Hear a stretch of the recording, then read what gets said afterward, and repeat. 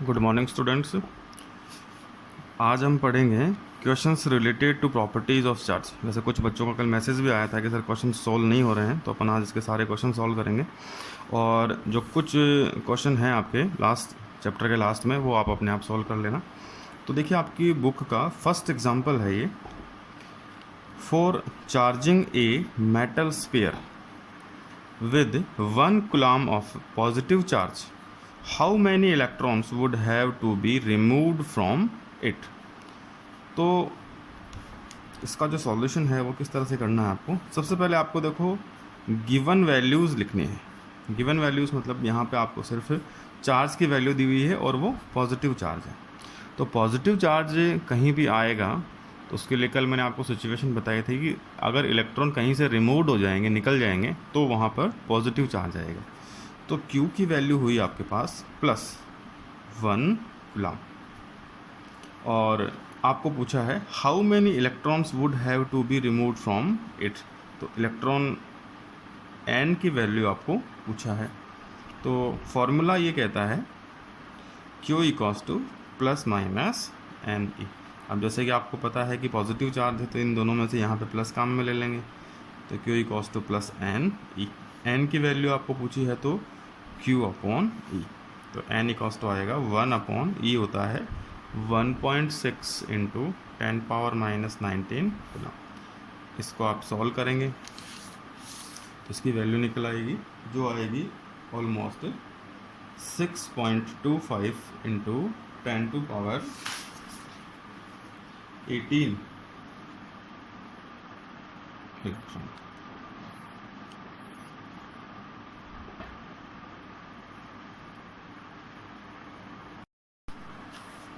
अब देखिए next question है आपका second. If 10⁻9 electron move out of a body to another body every second, how much time is required to get a total charge of 1 coulomb on the other body। तो आपको ये दिया है कि एक body है A,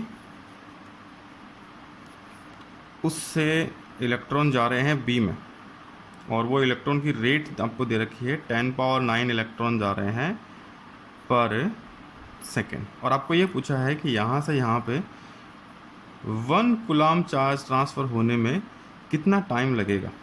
तो देखिए पर सेकेंड 10⁻9 इलेक्ट्रॉन मूव कर रहे हैं, तो अपन चार्ज की वैल्यू निकालेंगे Q = NE से। तो Q आएगा 10⁻9 × 1.6 × 10⁻⁻19, जो होगा 1.6 × 10⁻⁻10 कूलम चार्ज। ये पर सेकेंड ट्रांसफ़र हो रहा है और आपको 1 कूलम चार्ज की वैल्यू निकालनी है। तो यहाँ पे आएगा 1/1.6 × 10⁻⁻10 कूलम, जो होगा देखो 1/1.6 × 10⁻+10 हो जाएगा, और इसकी वैल्यू आएगी 6.25 × 10⁻10, और ये वैल्यू आपकी आई सेकेंड में।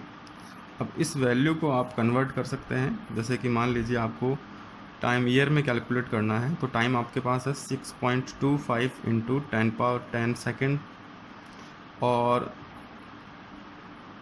365 डेज होते हैं, 24 आवर्स होते हैं, 60 मिनट होती हैं, और 60 ही सेकंड्स होती हैं। तो इसको अगर आप कैलकुलेट करें तो आपके पास ऑलमोस्ट 198 ईयर्स का टाइम आएगा, जो अप्रॉक्सीमेट 200 ईयर्स होता है। ये इस क्वेश्चन का सॉल्यूशन है। अब इसी तरह का एक अगला क्वेश्चन देखते हैं, चार्ज से रिलेटेड ही है ये भी। An object is charged so much that its mass increases by 9.1 nanogram. तो मास इंक्रीज हो रहा है, इसका मतलब इलेक्ट्रॉन वहाँ आ रहे हैं। इसमें पूछा है आपको how many electrons were given to the object, electron कितने दिए आपने, और दूसरी चीज़ पूछी है find the value and nature of charge. तो देखिए यहाँ पे सबसे पहली चीज मास की वैल्यू दे रखी है 9.1 नैनोग्राम, जो होगा 9.1 इंटू 10⁻⁹ ग्राम, और इसको आप केजी में जब कन्वर्ट करेंगे तो ये हो जाएगा 9.1 इंटू 10⁻⁹ डिवाइडेड बाई 10⁻3, तो आएगा 9.1 इंटू 10⁻12 kg। अब इसका फर्स्ट पार्ट देखते हैं, how many electrons were given to the object. आपको फॉर्मूला बताया था Q equals to NE। Mass के लिए फॉर्मूला हो सकता है M equals to N into ME, क्योंकि इलेक्ट्रॉन का मास भी फिक्स होता है। आपको इलेक्ट्रॉन्स की वैल्यू चाहिए तो N इक्वल्स टू आएगा M अपॉन ME। मास आपको गिवन है 9.1 इंटू 10⁻⁻12, और मास ऑफ इलेक्ट्रॉन होता है 9.1 इंटू 10⁻31। तो देखिए 9.1 से 9.1 डिवाइड हो जाएगा, कैंसिल हो जाएगा, और यहाँ पे पावर आपके पास बचेगी 10 पावर प्लस में।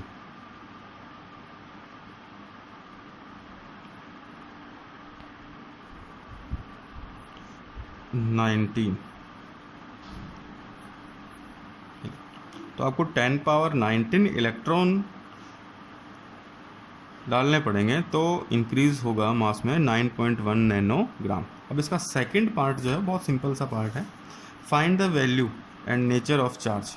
देखिए कहीं भी इलेक्ट्रॉन जा रहा है तो इलेक्ट्रॉन नेगेटिवली चार्ज होता है, तो इलेक्ट्रॉन जाएगा तो चार्ज का नेचर जो है वो नेगेटिव आएगा, तो ये नेचर इसका हो गया नेगेटिव। अब आपको वैल्यू पूछी है तो Q इक्वल्स टू NE वाला फार्मूला लगाएंगे। Q N की वैल्यू है 10⁻19 और E होता है 1.6 इंटू 10⁻⁻19। ये कैंसिल्ड आउट होकर Q की वैल्यू बचेगी 1.6 कूलम। ये था आपका क्वेश्चन नंबर 3। देखिए नेक्स्ट क्वेश्चन है आपका, how much quantity of positive and negative charge is there in a cup of water. और कप के देखिए next question, how much quantity of positive and negative charge is there in a cup of water. और cup के लिए आपको quantity दी हुई है 250 ml। तो उसका सॉल्यूशन देखेंगे। सबसे पहले देखिए आपको क्वांटिटी दी है 250 ml ऑफ वाटर। वाटर का फार्मूला होता है H2O। तो यहाँ पे आपको पॉजिटिव और नेगेटिव दोनों की वैल्यू निकालनी है। तो मॉलिक्यूलर वेट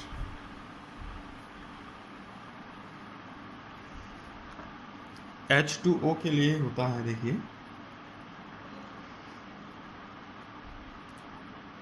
18। आपको केमिस्ट्री में पता होगा कैसे निकालते हैं मॉलिक्यूलर वेट। और वेट आपको गिवन है यहाँ पे 250 ml, और अवोगाद्रो नंबर जो होता है 6.023 इंटू 10⁻23 होता है। तो एक फार्मूला है आपके पास नंबर ऑफ मॉलिक्यूल्स निकालने के लिए। तो नंबर ऑफ मॉलिक्यूल्स ये आएगा M अपॉन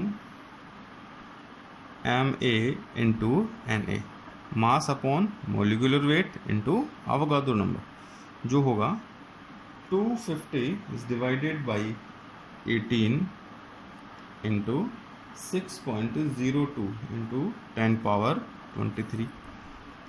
ये निकल गया आपके पास नंबर ऑफ मॉलिक्यूल्स। अब एक मॉलिक्यूल में कितने इलेक्ट्रॉन हैं और कितने प्रोटॉन हैं, इससे पता चलेगा कि आपके पास चार्ज की वैल्यू कितनी है। तो देखिए ईच वाटर मॉलिक्यूल contain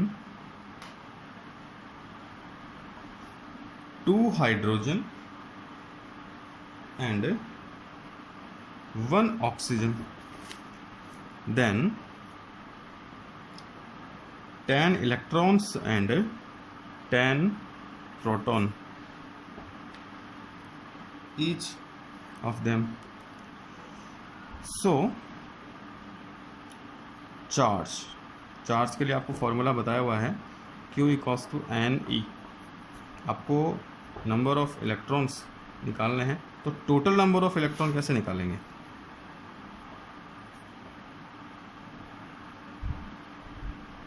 तो इसके लिए मॉलिक्यूल को आप इलेक्ट्रॉन से मल्टीप्लाई कर देते हैं। 250 divided by 18 into 6.02 into 10 power 23 into 10, ये आपके पास निकल गए टोटल नंबर ऑफ इलेक्ट्रॉन। अब चार्ज के लिए फॉर्मूला आपको लगाना है Q equals to N। N की वैल्यू है 250 upon 18 into 6.02 10 to power 23 into 10, और इंटू ई की वैल्यू हो जाएगी 1.6 इंटू 10 टू पावर -19 कूलम। और इसको अगर आप सॉल्व करेंगे तो आपके पास अप्रॉक्सीमेटली आएगा लगभग 1.34 इंटू 10 पावर 7 कूलम। और एक चीज़ देखिए, यहाँ पर आपको ये पूछा है पॉजिटिव एंड नेगेटिव चार्ज। यहाँ पर जितने अमाउंट का पॉजिटिव चार्ज है उतने ही अमाउंट का नेगेटिव चार्ज होता है, क्योंकि आपको बेसिक्स पता होगा इसका कि H2O बनाने के लिए आपको क्या करना पड़ता है, H2+O इनको लेना पड़ता है, जो प्लस और माइनस होते हैं, जिनको अगर आप ऐड करेंगे तो फाइनली वैल्यू में कुछ नहीं बचेगा। तो जितने अमाउंट का पॉजिटिव चार्ज होगा उतने ही अमाउंट का यहाँ पे नेगेटिव चार्ज का मिलेंगे। इन क्वेश्चंस के अलावा आपको अगर और भी कोई डाउट हो तो आप कमेंट बॉक्स में या फिर व्हाट्सएप पे मेरे को मैसेज कर दें, उसका सॉल्यूशन हो जाएगा। अब अपन नेक्स्ट पॉइंट पढ़ेंगे चैप्टर का। जैसे देखिए आपने इसमें चार्ज के बारे में पढ़ लिया था, चार्ज के यूनिट डायमेंशंस पढ़ लिए थे, चार्ज की प्रॉपर्टीज़ पढ़ ली थी, क्वेश्चन रिलेटेड पढ़ लिए थे। अब अपन पढ़ेंगे कूलम्ब्स लॉ।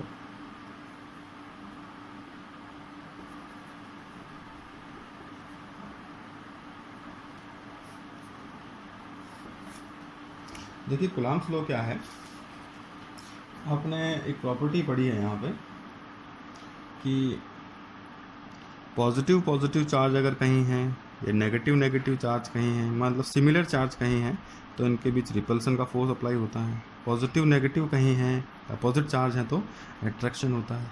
तो ये रिपल्सन और एट्रैक्शन का जो फोर्स है, उस फोर्स का अमाउंट कैसे निकालें? इस अमाउंट को निकालने के लिए आप कूलम्ब्स लॉ को काम में लेते हैं, और कूलम्ब्स लॉ यही बताता है कि चार्ज के बिटवीन जो फोर्स है वो कितना लग रहा है। तो इसकी कुछ प्रॉपर्टीज़ होती हैं, और वो है जैसे कि अपन इलेक्ट्रोस्टैटिक्स पढ़ रहे हैं, तो यहाँ पे चार्ज जो है वो मूव नहीं करता, चार्ज बिल्कुल स्टेबल रहता है। तो इसकी सबसे फर्स्ट लिमिट ये होती है कि चार्ज में वेलोसिटी नहीं होती, स्टेबल होता है चार्ज। सेकंड है पॉइंट चार्ज। जो भी चार्ज है वो एक ही पॉइंट पर होता है पूरा का पूरा। थर्ड इसकी प्रॉपर्टी है कि जो डिस्टेंस है वो फाइनाइट होना चाहिए, 10 टू पावर -15 से कम नहीं होना चाहिए। तो ये सारी सिचुएशंस अगर चार्ज के बीच लग रही हैं, तो वहाँ पे अगर आपको फोर्स कहीं कैलकुलेट करना हो तो आप कूलम्ब्स लॉ काम में लेते हैं। और ये लॉ कहता है आपको कि अगर दो stationary point charge Q1 and Q2 finite distance R पे हैं, आपको बता चुका हूँ पहले मैं, पॉइंट चार्ज है, स्टेशनरी है और फाइनाइट डिस्टेंस R पे हैं, तो इन दोनों के बीच जो फोर्स लगेगा वो फोर्स डायरेक्टली प्रोपोर्शनल होगा Q1 इंटू Q2 के, और इन्वर्सली प्रोपोर्शनल होगा 1/r² के। तो इसको अपन थ्योरेटिकली लिखेंगे कैसे? देखिए, according to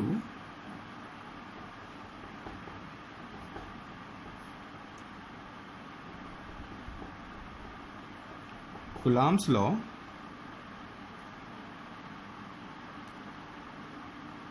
the force of attraction or repulsion between two stationary point charge separated at a finite distance is directly proportional to the product of the charges and inversely proportional to the square of the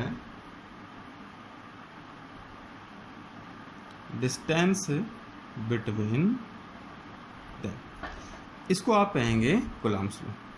देखिए फिर से मैं आपको बता देता हूँ, दो stationary point charge जो एक फाइनाइट डिस्टेंस में है, इन दोनों के बीच जो अट्रैक्शन या रिपल्सन का फोर्स अप्लाई होगा वो फोर्स डायरेक्टली प्रोपोर्शनल होगा प्रोडक्ट ऑफ चार्जेस और इन्वर्सली प्रोपोर्शनल होगा square of distance between them. तो इक्वेशन नंबर फर्स्ट और इक्वेशन नंबर सेकेंड, दोनों इक्वेशन में आपको सिमिलरिटी दिख रही होगी कि लेफ्ट हैंड साइड बिल्कुल सेम है।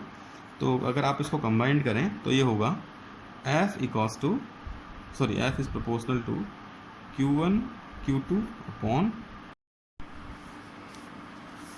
आपने देखा कि F is proportional to Q1 into Q2, equation number first था। F is proportional 1 upon R square, equation number second था। दोनों को कंबाइंड आपने जब किया तो F is proportional to Q1 Q2 upon R square आ जाएगा। प्रोपोर्शनल साइन को अगर आप हटाएंगे तो यहाँ पे कांस्टेंट आएगा K, Q1 Q2 upon R square. यहाँ जो ये K है वो एक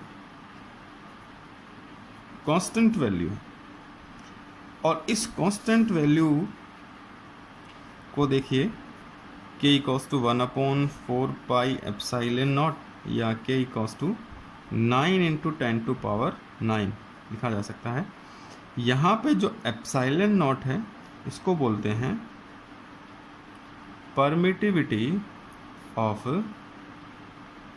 फ्री स्पेस और इसकी वैल्यू होती है 8.85 इंटू 10 टू पावर माइनस 12 और इसका जो यूनिट है वो और K का यूनिट है, दोनों का यूनिट फाइंड करेंगे। देखिए यहाँ से अगर K की वैल्यू आपको निकालनी हो तो आएगा F R square upon Q1 into Q2, क्योंकि R तो मल्टीप्लाई हो जाएगा और Q1 Q2 डिवाइड हो जाएगा। फोर्स का यूनिट होता है न्यूटन, डिस्टेंस का मीटर, तो स्क्वायर आ जाएगा। चार्ज का कुलाम इंटू कुलाम, तो K का यूनिट आएगा न्यूटन मीटर स्क्वायर पर कुलाम स्क्वायर। और एप्सिलॉन नॉट का यूनिट आपको निकालना हो तो देखिए K की वैल्यू थी 1 अपॉन 4 पाई एप्सिलॉन नॉट और यहाँ से एप्सिलॉन नॉट इक्वल्स टू आएगा 1 अपॉन 4 पाई K। देखिए 1 नंबर है, यूनिट नहीं होती है, 4 यूनिट नहीं होता है, पाई भी यूनिट नहीं होता है, तो 1 अपॉन K का यूनिट काम में लेंगे और K का यूनिट है आपके पास न्यूटन मीटर स्क्वायर पर कुलाम स्क्वायर। तो एप्सिलॉन नॉट का यूनिट आएगा कुलाम स्क्वायर पर न्यूटन मीटर स्क्वायर। तो यहाँ यूनिट लगा देंगे कुलाम स्क्वायर पर न्यूटन मीटर स्क्वायर और K का यूनिट आएगा न्यूटन मीटर स्क्वायर पर कुलाम स्क्वायर। तो फाइनली फोर्स की वैल्यू आएगी 1 upon 4 pi epsilon naught Q1 Q2 upon R square. ये है आपका कुलाम्स लॉ।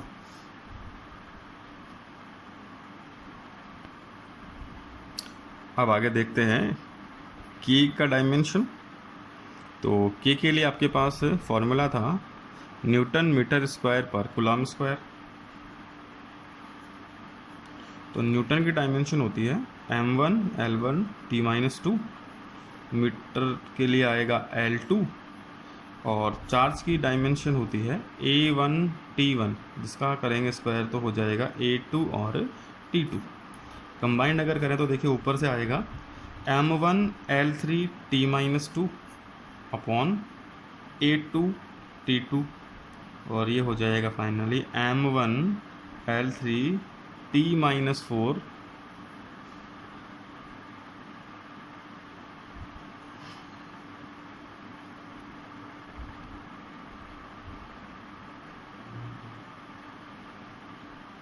And a-2। इसी तरह से आपको एप्सिलॉन नॉट का डायमेंशन निकालना हो तो आपको पता है epsilon not equals to 1/k होता है, तो इसकी डायमेंशन लिख देंगे 1/m1 l3 t-4 a-2, और इसकी वैल्यू आ जाएगी m-1 l-3 t4 and a2। ये होता है डायमेंशन k और एप्सिलॉन नॉट का। अब देखिए CGS सिस्टम में k की वैल्यू होती है 1, और इसका यूनिट आप लगाएंगे यहाँ पे। देखिए न्यूटन का तो हो जाएगा डाइन, मीटर का हो जाएगा सेंटीमीटर स्क्वायर, और कूलम का हो जाएगा एब कूलम या स्टेट कूलम स्क्वायर।